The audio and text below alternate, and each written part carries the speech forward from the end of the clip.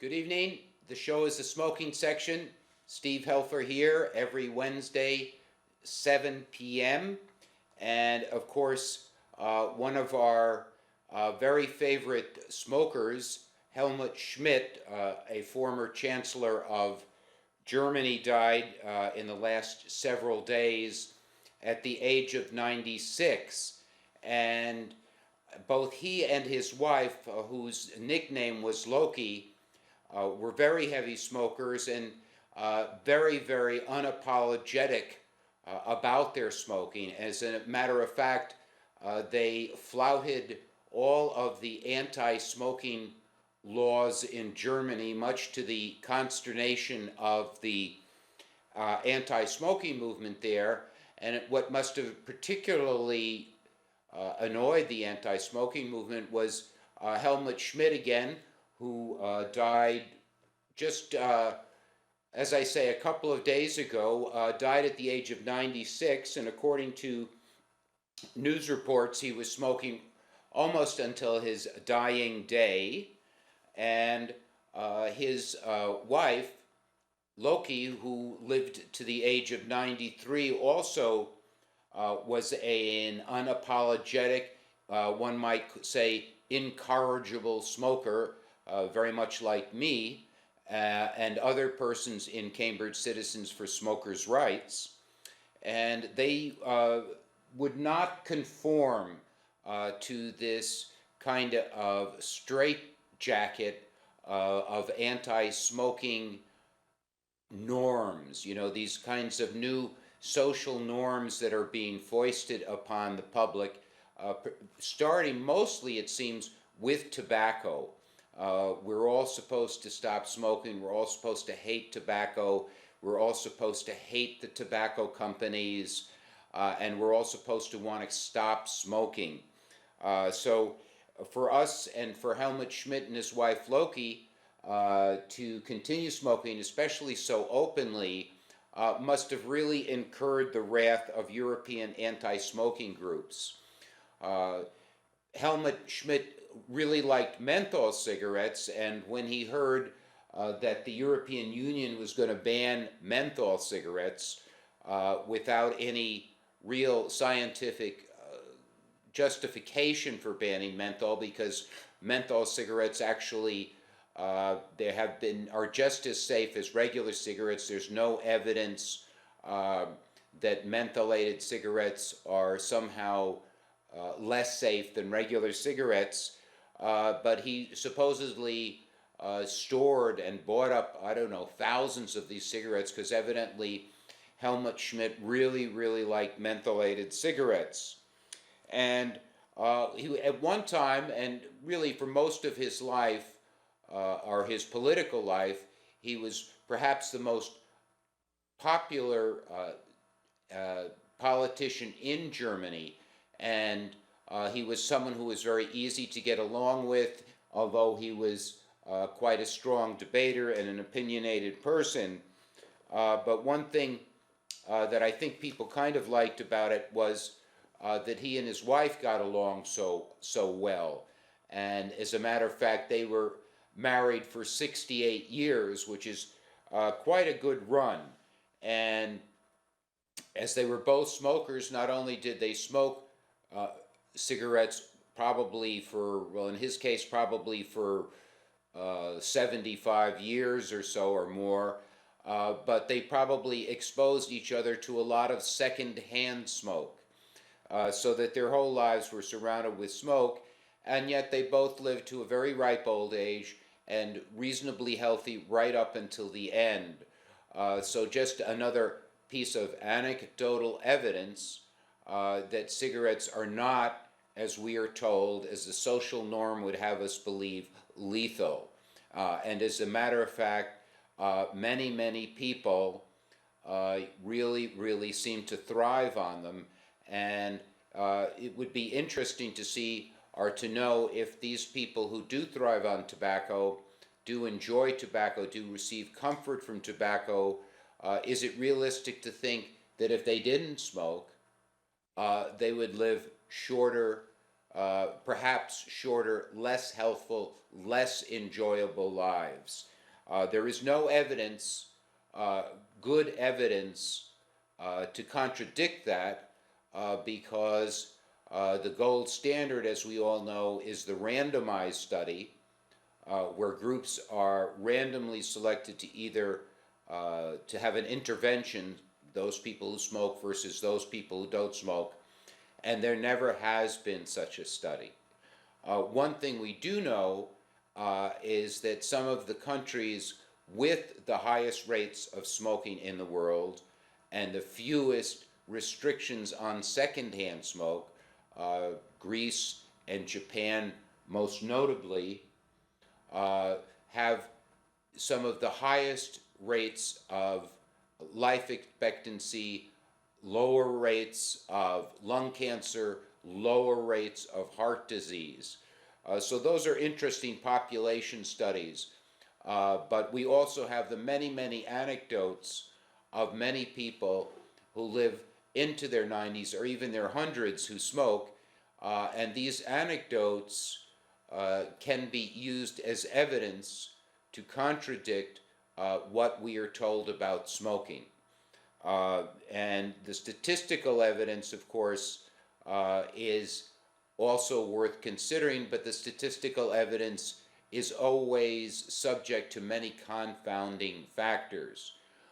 For example, I don't dispute the fact that smokers tend to die younger than non-smokers, but I think the reason for that is not because smoking shortens their life. In fact, I think smoking probably lengthens and enhances their life, but the fact that many people who smoke because it helps them deal with perhaps psychological problems or physical problems or even existential problems, and by helping them, it rather than shortening their lives, it lengthens the life. And many, for example, people who suffer from drug addiction or alcoholism, they too smoke. And, you know, those alcoholism, drug addiction definitely shortens people's lives, but maybe if they didn't smoke, they would suffer more. So there really is no good statistical evidence that simply because smokers may live shorter lives in general, that smoking is the reason for that. An analogous situation is, I think, that many more people who take antidepressants commit suicide, die by suicide, than people who don't take antidepressants.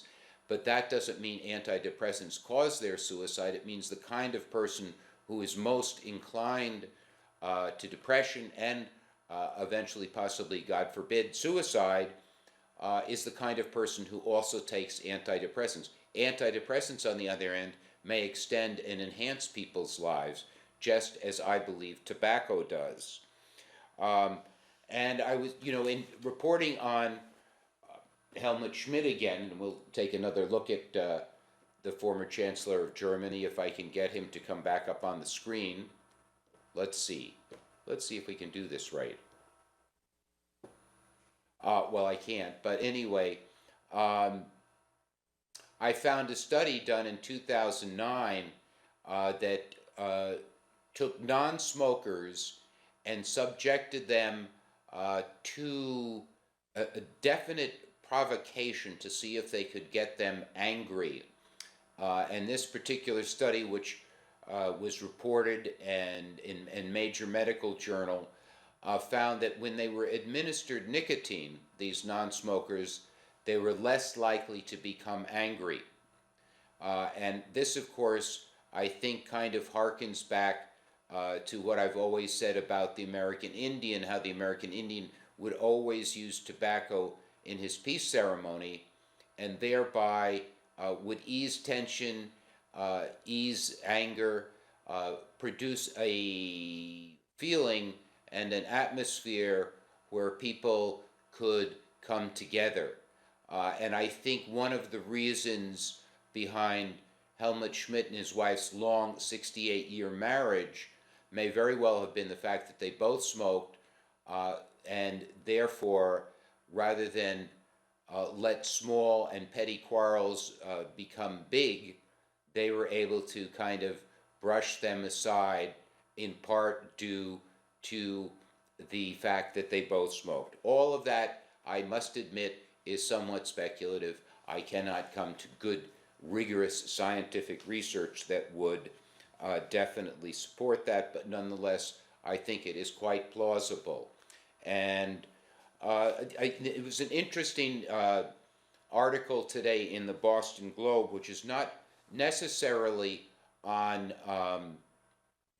the tobacco issue, but does call into question the certitude that the medical profession and public health authorities, and remember, these are authorities, people who wield power, who are inclined to modify the public's behavior through propaganda, or in the case of tobacco, all kinds of punitive measures, including stigmatization, which of course many people feel is a very unethical thing for people in the public health profession to engage in. But then again, the history of public health in the United States and elsewhere is filled with abuse.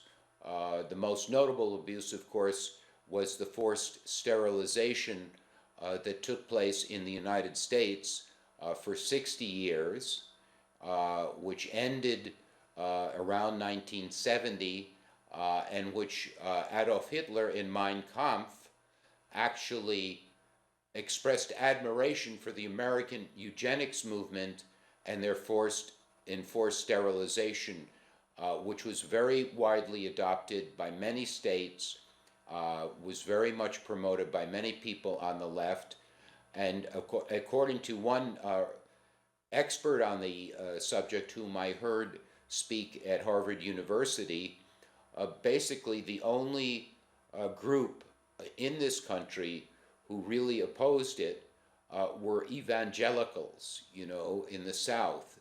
They did not feel the government had the right to forcibly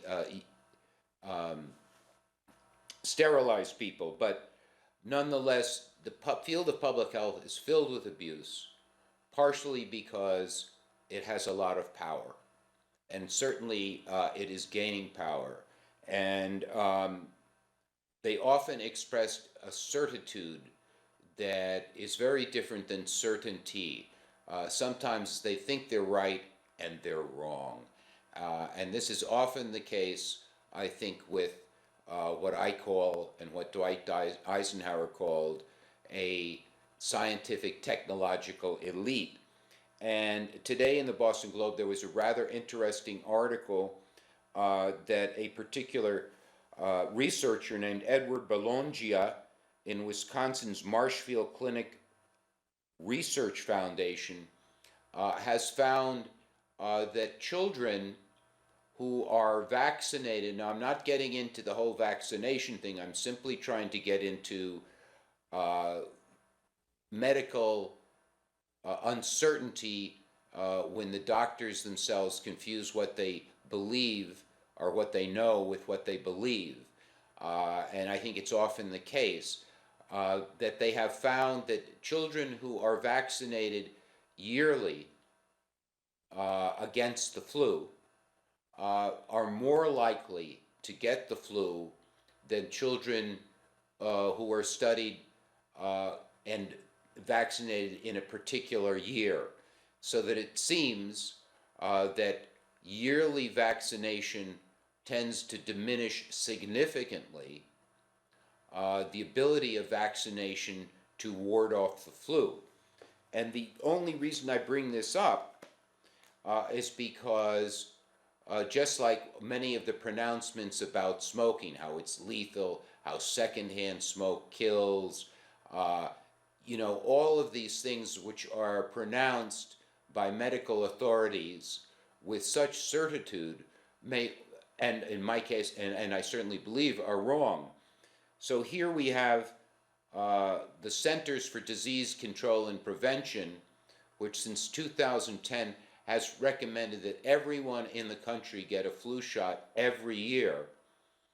And now it's beginning to appear that doing this could actually weaken the effects of the flu vaccination itself and perhaps even negate any of its benefits. All of this stuff is pretty preliminary, so I'm not saying that it's all a settled science, as they like to use the phrase all the time. But last year, I mean, people in the Centers for Disease Control and Prevention also admitted that the flu vaccine was very, very less effective than they had thought it would be. And so when they say to everyone that you see all these signs everywhere, and CVS, of course, is jumping on the bandwagon with all these signs, get your flu vaccination here, that one might give a little pause to just how rigorous is the scientific evidence that supports this. And as I say, today in the Globe, a rather lengthy argument that questions about the efficacy of getting the flu vaccine every year have been around at least until the 70s, back to the 70s, and are now becoming a little bit more front and center. So people who cite medical authorities and medical authorities who believe they cannot be wrong, and there are many, these kinds of medical authorities, very often are apt to be very wrong. Now, with the issue of the taxation, and Cambridge Citizens for Smokers' Rights now is acting to remove the sales tax from tobacco and put it on the ballot in 2016. I believe that it was in 2014 the sales tax was removed by a referendum. The majority of citizens in the state said that alcohol should not be subject to a sales tax. And part of the reasoning of that is because here you have a product which has a high excise tax, and if you subject it also to a sales tax, it becomes a tax of a tax. And this sounds like very, very treading on thin ice type of taxation policy. As far as I'm concerned, taxing goods and services simply to modify the public's behavior is not a legitimate use of tax. Originally, tax was there to pay the government's bills, not for the government to control the behavior of the citizens. That was something that was supposed to be done by law and perhaps by persuasion or education, but not by inflicting the pain that taxes bring. But for those people who don't know it, there is a tax on cigarettes which is put there by the tobacco industry, and it's part of an agreement that the major tobacco companies, which I think are 4 or 5 in number, entered into with the state governments, 46 state attorneys general in 1998, whereby they would pay the states $206 billion. This agreement was very carefully crafted by the tobacco companies and by the state attorneys general so that smokers would end up paying for it, meaning that the tobacco companies did not have to pay outright, but that they could add a charge on their cigarettes, and we smokers would pay for it over a period of many years, and we are paying for it. And right now, the figure works out to about 60 cents a pack. So that, by most experts, be they anti-tobacco or pro-tobacco, is really what would be called a de facto tax. And a few years ago, I saw a movie called The Insider, which was put out by Hollywood, and it was with I can't remember. Oh yes, I do remember the name of the actor, but I'm kind of blanking on it. The guy who was in The Gladiator and Al Pacino, and they of course were the main characters. But one of the characters in the movie uh, portrayed a lawyer by the name of Richard Scruggs. And Richard Scruggs in this movie is a hero, and he is one of the lawyers who was hired by the state attorneys general. And he made an estimated, for a couple of years' work, 1.6 billion dollars personally from a couple of years' work, and that is all being paid for by us smokers.